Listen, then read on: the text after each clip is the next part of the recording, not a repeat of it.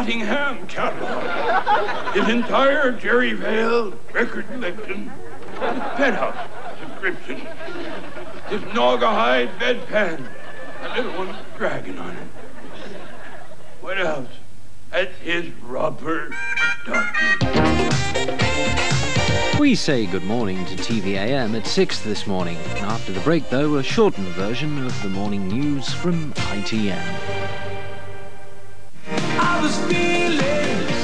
It's time to say goodbye to the 80s. What better way to do it than by joining Cilla Black and a host of the world's top stars for the party of the year. It's a decade to remember, a night you can't forget. I just don't have the heart to tell you.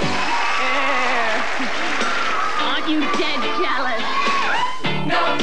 Cilla's Goodbye to the 80s, a New Year's Eve celebration special at 9:25 on Central.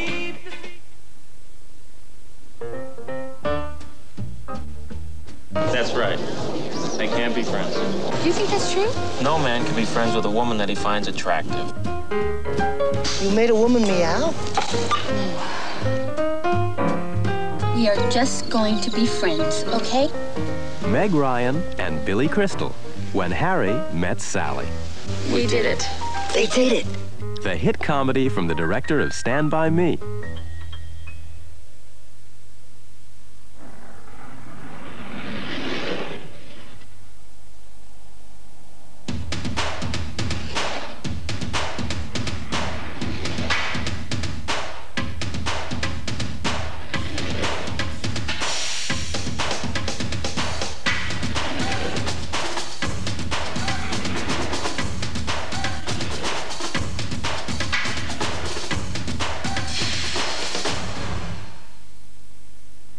Now, by some chance, did you do something bad to her? Simon Says, hands above your head. Hands of a Stranger.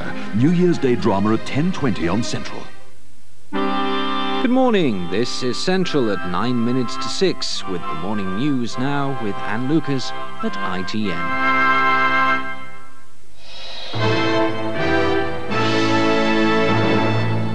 Good morning. Romanian television has this morning shown pictures of the deposed dictator Nicolae Ceaucescu and his wife Elena only moments before their execution. A secret trial found them guilty of a series of crimes including genocide. A statement said the sentence of death is final and was carried out by shooting.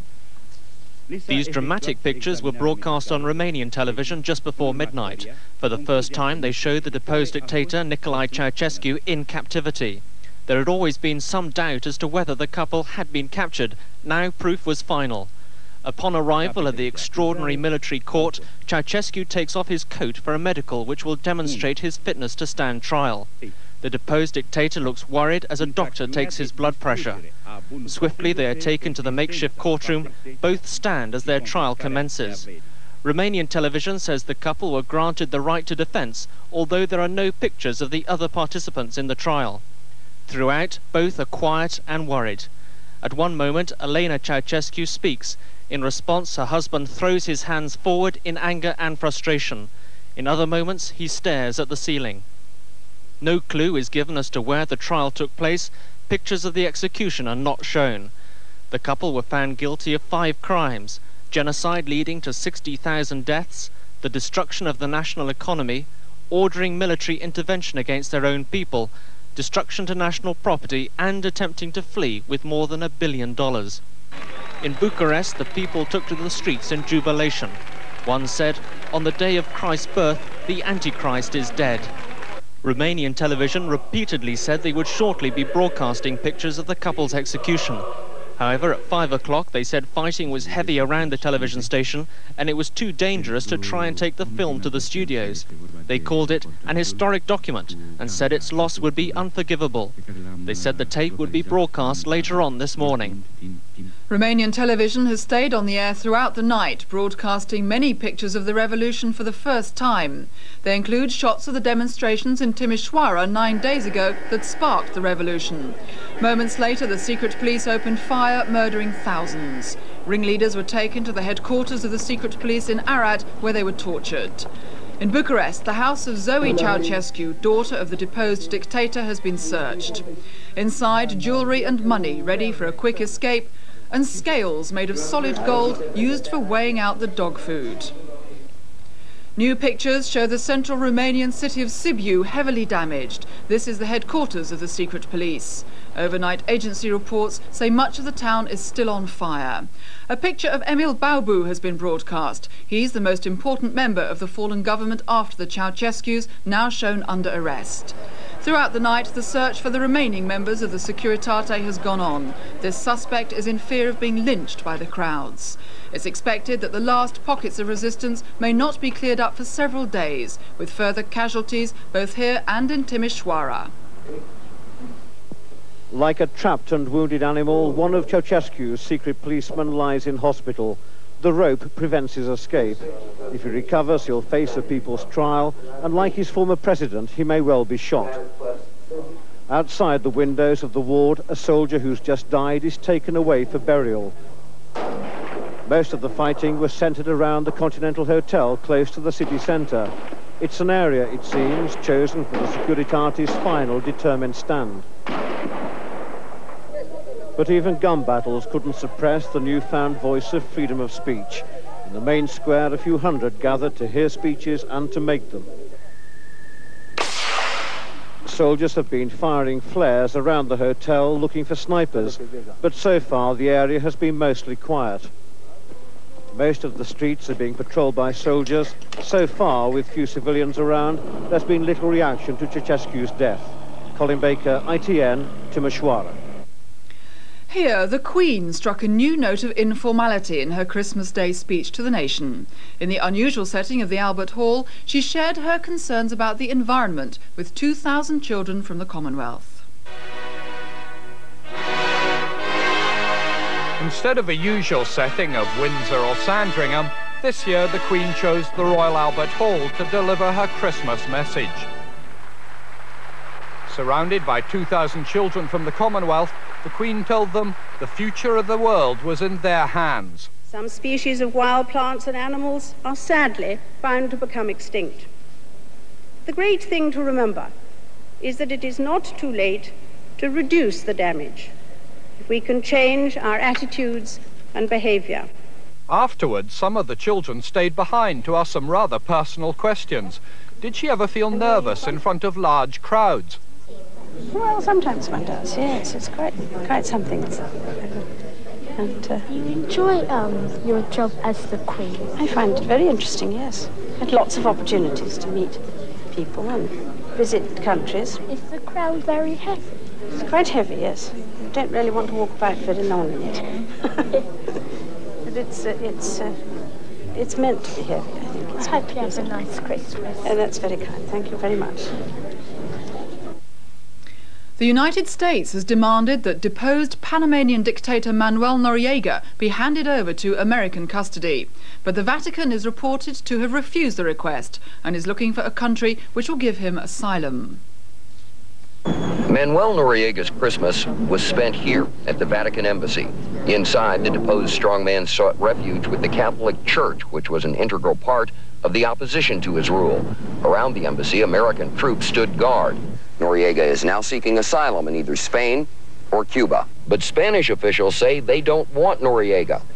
No, Noriega definitely is not going to Spain. That's the position of the Spanish government. Defense Secretary Dick Cheney hinted that the U.S. might try to use American forces to intercept Noriega if he's granted asylum in a third country. We also wanted to, if we could, capture Mr. Noriega and return him to the United States for trial. That's still our objective.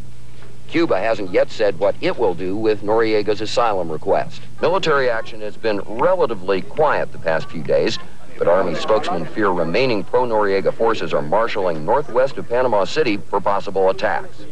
The Lebanese man brought to Britain for an eye operation after being blinded in a Beirut bomb explosion has seen his baby son for the first time. Hundreds of ITN viewers donated money to help pay for Edgar Brumana's surgery. Now Edgar and his family are looking forward to going home in the new year.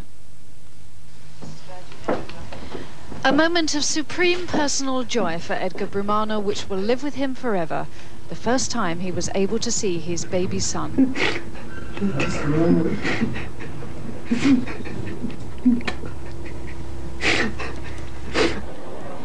2 months ago, Edgar Brumana thought he'd never be able to see anything again. He was severely injured and totally lost his sight when his home in Beirut was shelled last April. A British businessman, moved by the story, immediately offered to bring him to Britain for the eye operations which would help him regain his sight. Oh, I hadn't seen my own son for 2 years. So I knew how I would feel. Can't explain it any other way. It's especially Christmas for this year. The family will return to Beirut in January. Doctors say Mr. Brumana's sight will continue to improve. Joan Thurkettle, ITN, Windsor. And that's the news so far today. ITN's next bulletin is at 1:20. Good morning. There's a charming gift for Boxing Day film entertainment on Central. Jeremy Irons and his son Sam star in the Roald Dahl bestseller. Dad! Danny, what are you doing? Where have you been? I want him. Poaching. Roald Dahl's Danny, the Champion of the World. Boxing Day family film entertainment at 5:10 on Central. Good morning to you from Central. Time now for TVAM.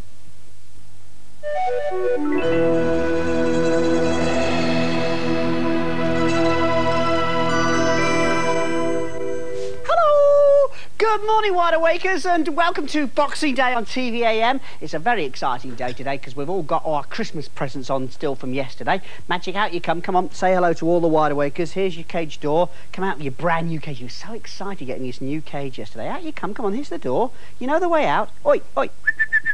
Come on. Out you come. Out. Out.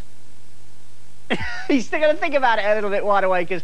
Now, you've got to wear all your Christmas presents from yesterday. The Mallet's wearing his. Here he comes now. Magic's coming up out of his cage, up to the top, and he'll turn around and he'll do his nice big chirp for the morning. Here we go. Lovely, that's brilliant. Do you see the Mallet's all dressed up in his Christmas presents from yesterday? He got a new scarf, he got a beautiful new warm cosy hat, and he also got a pair of gloves to keep his boink warm. So that'll be lovely. There's the Mallet all dressed up in his clothes, and I hope you got yours on too. Now, lots of things to look forward to this morning. I'll tell you how to survive the rallies, because you always have rallies over on Boxing Day, don't you? And also, we've got a real live boxing match for Boxing Day. In a moment, we've got animals in action. 6:30 this morning, the RSPB with some beautiful animals. Galaxy High! Galaxy High at 7 o'clock today. Benji's on at 7:30. And after the news, an animated classic, which is absolutely gorgeous. It's The Black Arrow. So that's loads and loads to look forward to, with, of course, a whack-a-day a bit later on. Now it's time for Animals in Action, which is all about the Oxford Street sales. Animal crowds. Herds, flocks, skeins, packs, shoals, swarms. They're all terms we use for animals that spend at least part of their lives in crowds.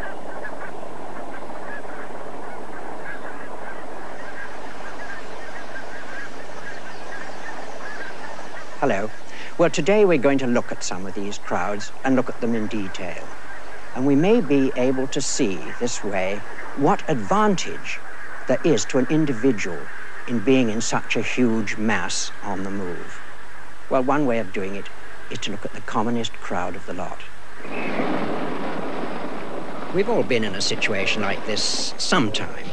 It's an orderly crowd, but we have to bunch up tight at times, like getting through the barrier. But once we're through, we seem to want to spread out a little bit. Now, it's my guess that not many people here are getting much joy out of the crowd for its own sake.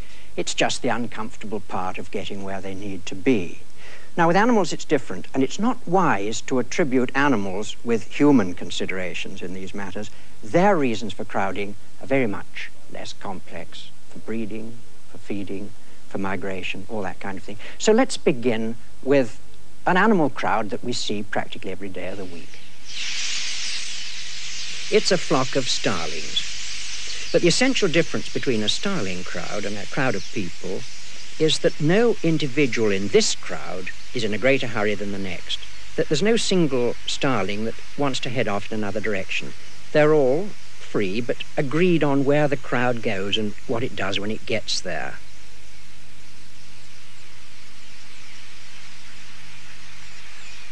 Let's just isolate a single bird for a moment.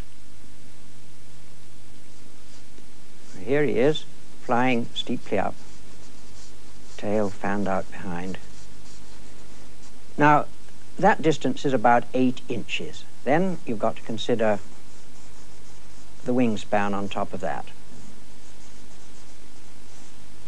And the wingspan is about 10 inches. So that's the size of each individual starling.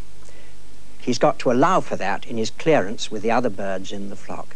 And it's absolutely amazing how rare is an air collision in a flock like that. The reactions of individual birds is so quick you just wouldn't believe it. Just why they flock is a bit of a mystery. Roosting in large numbers certainly makes for warmth, and we know that big cities are warmer than the countryside. Perhaps there's a reason here. But even at the roosting site, you'll notice that each bird maintains a fairly regular spacing around itself. The starlings are setting their own limits. When a newcomer drops in, they move over and readjust the clearance.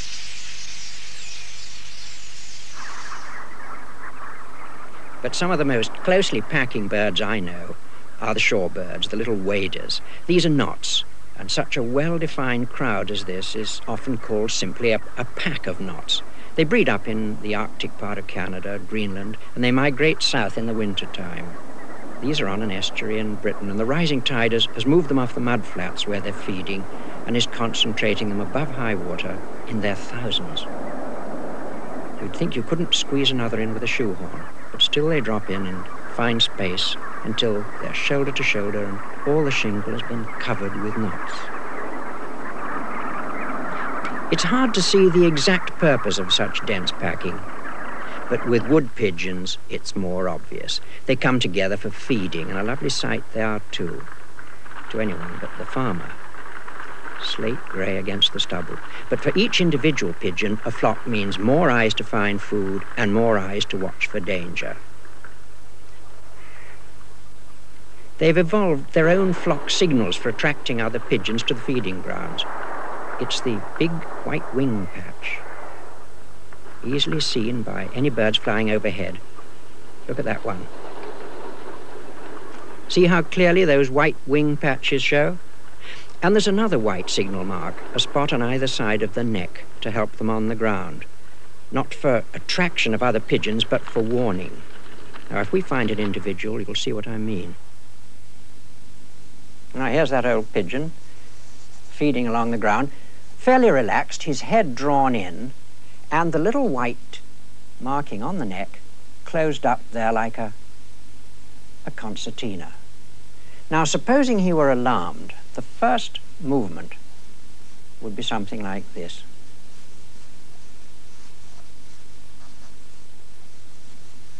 Up would go the neck, and that white mark would stretch out like a concertina. And the effect on the flock would be quite surprising, because up from all around would go these necks and the little white flashes, and that would be the first signal from one pigeon to the other that there's danger on the way. The next step would be a complete departure of the whole flock. And there they go. They're canny birds, wood pigeons. They'll know of another field, and their flock discipline will enable them to get the best out of the pickings there. There'll be another alarm, and off they'll go to the next field, and and perhaps they'll come back to that first bit of stubble again. But before they go, compare their flight spacing with the smaller starlings and knots. They're just simply flying further apart.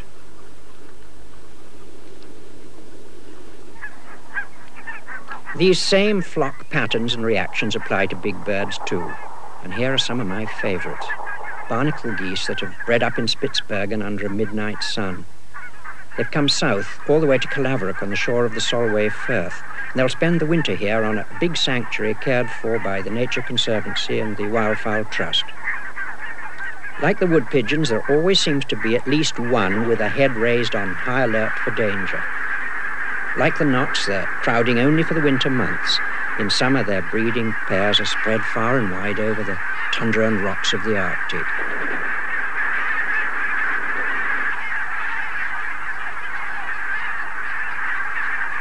One of the loveliest sounds in nature, wild geese on the wing. But the bigger the bird, the bigger the problems of flying in company. Let's just stop the action and consider for a moment the flight of geese, the problems. Well, essentially, they've got precisely the same problems as little birds, but there's a bit more to it than that. They're bigger in every way, they're heavier. They're therefore much less maneuverable than a little bird. It stands to reason that big, heavy things cannot nip in and out in the way little ones can. It's one of the facts of life. Now, if you imagine that I'm a goose and my arms are wings, this is roughly the range of movement of a goose flying. That amount of air is being swept to drive me along, and out of the back is going a tremendous amount of churned up air, a sort of air wake, if you like.